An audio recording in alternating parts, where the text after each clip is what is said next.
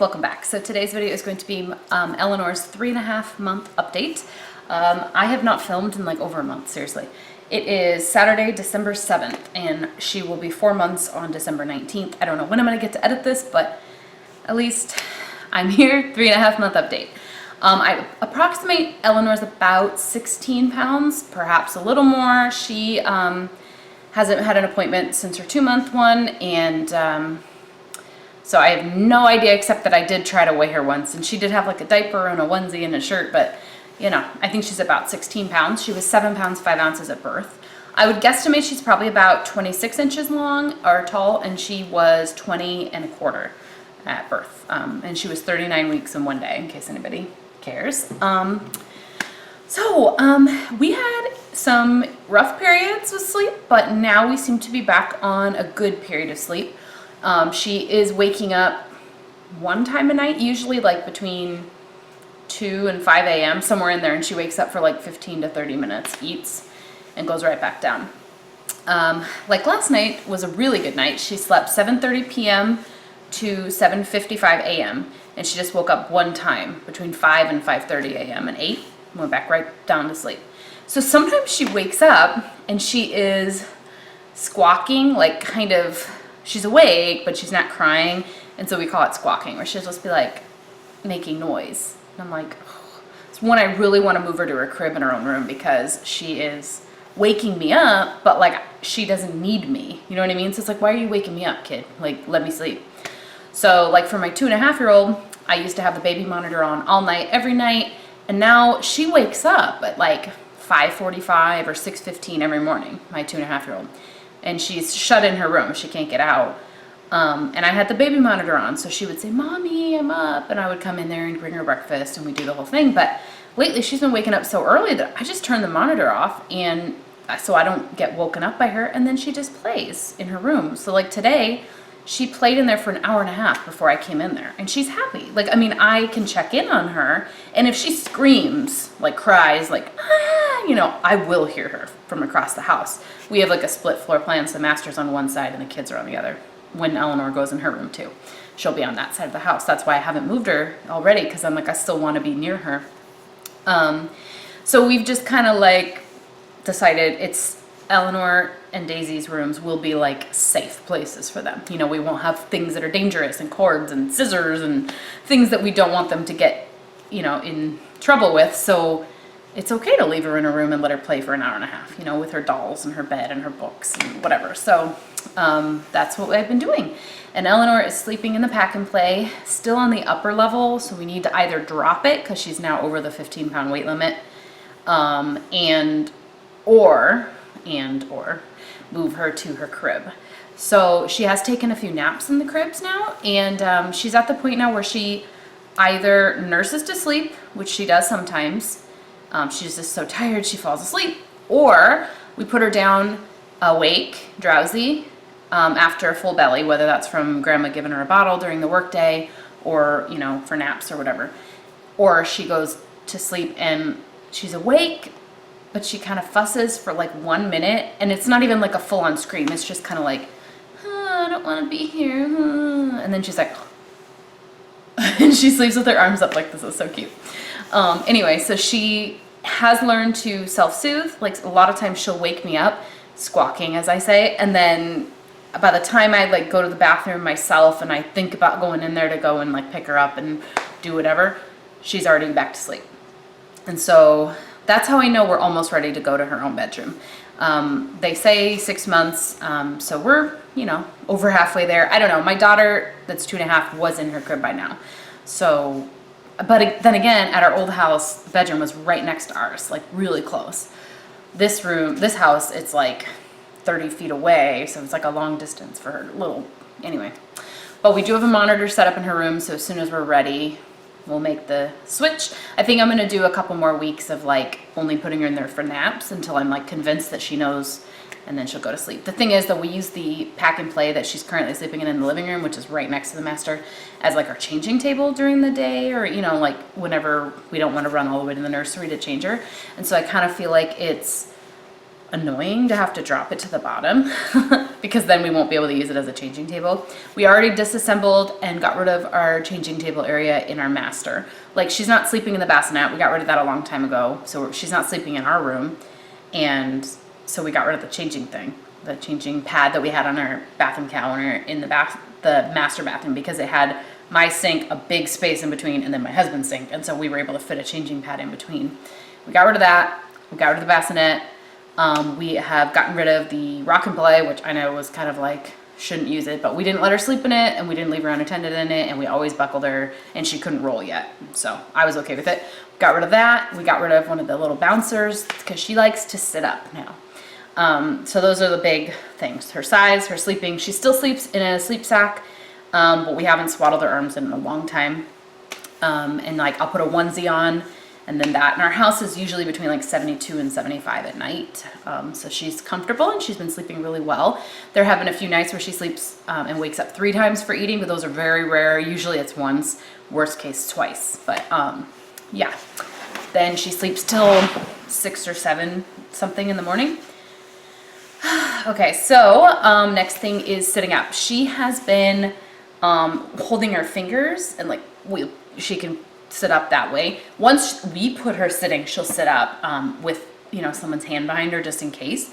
And she does lean and wobble, but she's working on it. She'll sit up in her high chair because it has the back with the little curved round thing in the back, so she can't go too far. And we strap her in, and we put the tray in front of her, so even if she did flop forward, she wouldn't fall very far. It would be like right here.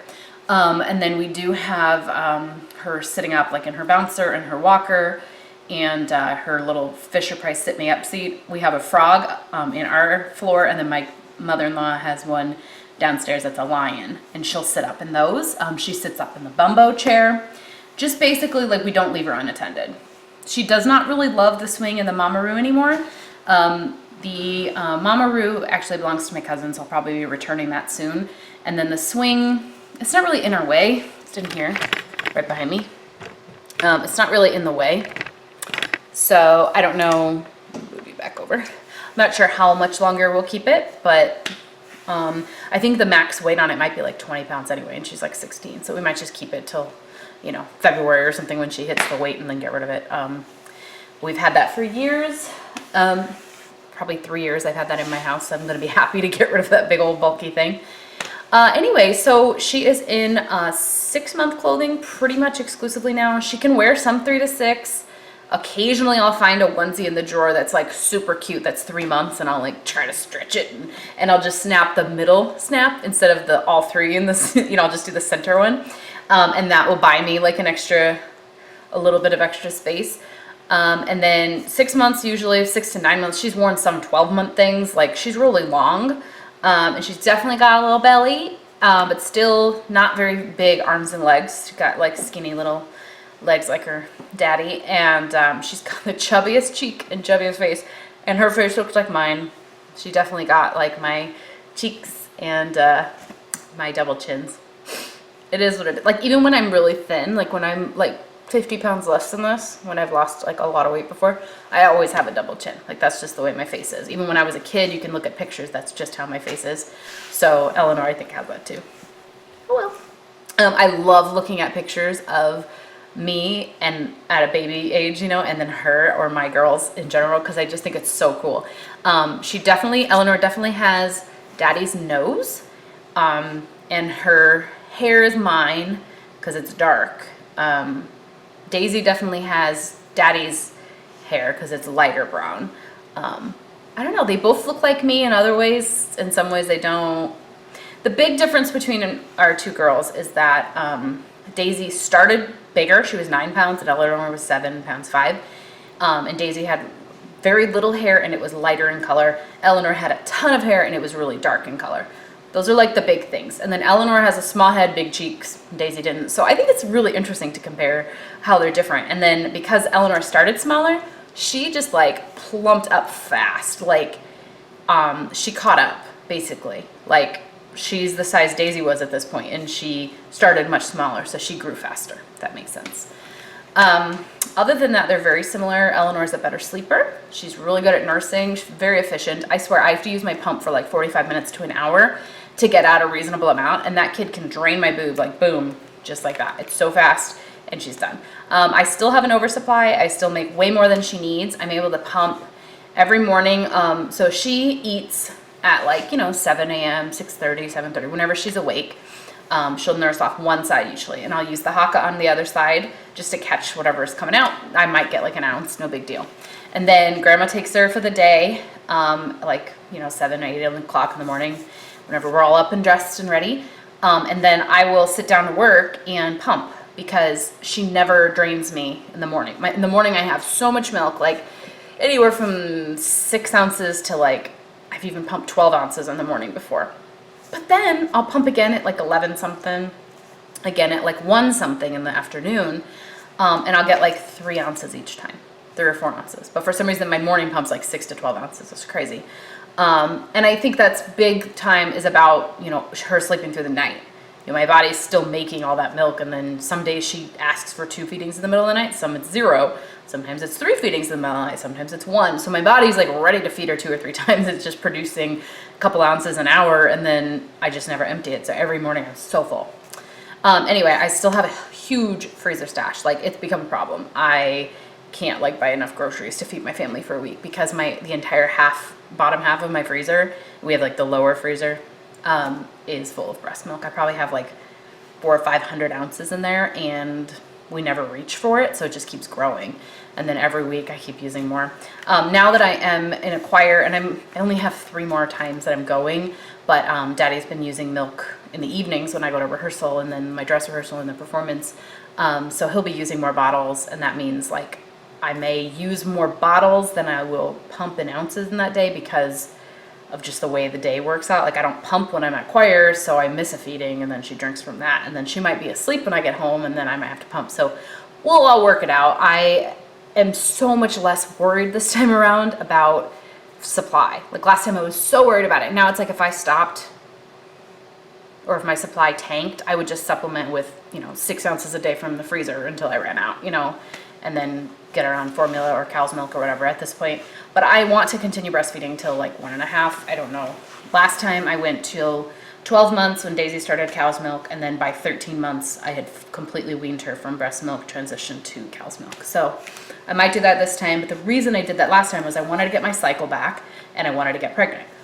I did just that, and it worked, but this time around I'm not real motivated to get my cycle back or get pregnant. Tube's tied, and I was sleeping. She's probably about to wake up. She's been asleep for a couple of hours now. Anyway, Daisy and Eleanor get along really well. Daisy has thrown a couple toys at her, but so far, Eleanor cried and she hit her in the face with a giraffe the other day. I was like, oh my gosh. But she loves her big baby sister, and every night at bedtime, she wants to kiss Eleanor. Or if I come in the morning and, when Daisy wakes up and I come in without the baby, Daisy will be like, where's Eleanor? It's really cute. And she kisses her in the morning when I bring her in, and I like to coordinate their outfits. I don't really have a lot of like matchy, but I do have like, they each have a black shirt and pink pants, so I'll like put them in something that coordinates. I don't know how much time I'm gonna have for like, putting pictures in there, but for example, like today, they were wearing matching stuff, pink and black, They weren't technically matching, but it worked. Anyway, she is a really easy kid, actually. We've been working more on not nursing to sleep and letting her soothe herself back to sleep and soothe herself down for her naps. She still isn't a pacifier baby. She will take a Webinub for like 30 seconds and then she spits it out, but she doesn't like any other kind. It's an instant rejection with every other kind of pacifier, but the Philips Avent one, the Soothie that's on a Webinub, she likes. But for like 5-10 seconds, so then it's gone. Maybe 30 seconds if you hold your finger in there. Otherwise, she loses interest. She's definitely drooling. No teeth yet. Her lower teeth in the middle, you can kind of do this, and you can feel something hard. But Daisy didn't get teeth till she was 7 months, so who knows? This kid could be different, but she's definitely drooling. She still spits up a lot, but no sign of acid reflux or anything. It's as if she overeats, which I have an oversupply, so she overeats sometimes. And then she spits out what she doesn't need. My pediatrician told us, you can't overfeed her. If she doesn't need it, she'll throw it up, or she'll unlatch and get, whatever, take what she needs and leave. And that's kind of what's been happening, is if I try to feed her because I'm like engorged, I'll be like, help me out, kid. She'll be like, not hungry, and she'll refuse. So, but she accepts almost every single time. She just might not drink as long as I would like or as much as she would like. So I'm trying to slowly like lessen my supply. So like when I pump, I don't pump to empty. I just pump to relieve the pressure, you know? And I do want to drop my supply to what she needs plus maybe 3 ounces a day, you know, give me that extra bottle.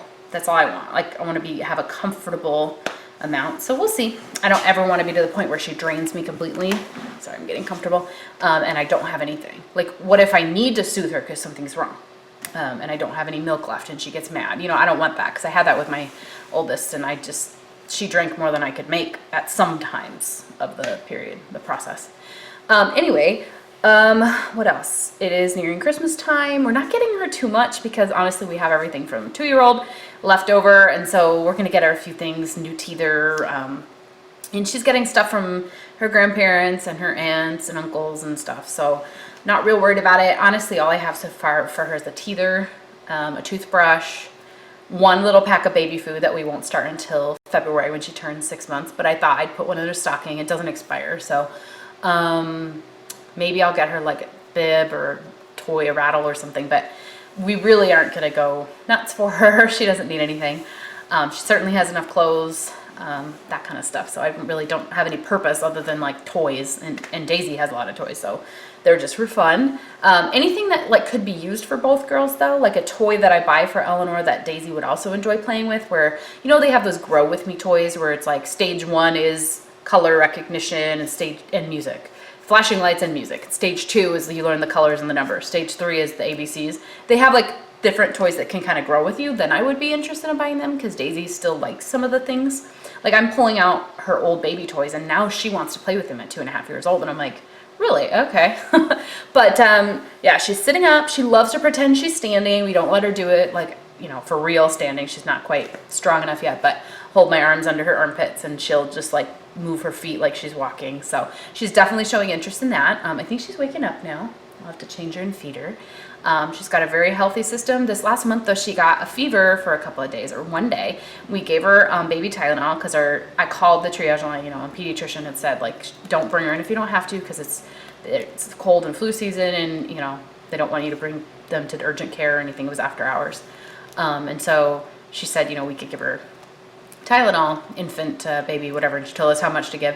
And we gave it to her, and then she threw up, like she was laying down on her back. She threw up like this, up, and then even got into like her eyelashes and her eyebrows and stuff. She does not like baby Tylenol. She's only had it one other time. That was the day she got her shots after the pediatrician's recommendation, and that wasn't fun.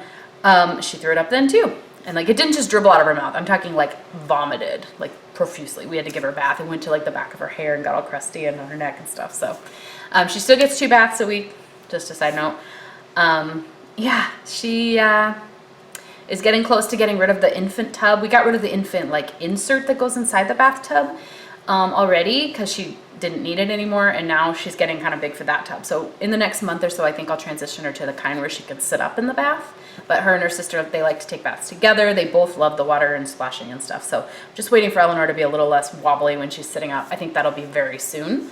As for ear piercing, Daisy got her ears pierced when she was 8 weeks old after her first round of shots. This time, her same pediatrician decided she wanted her to wait until her second round of shots.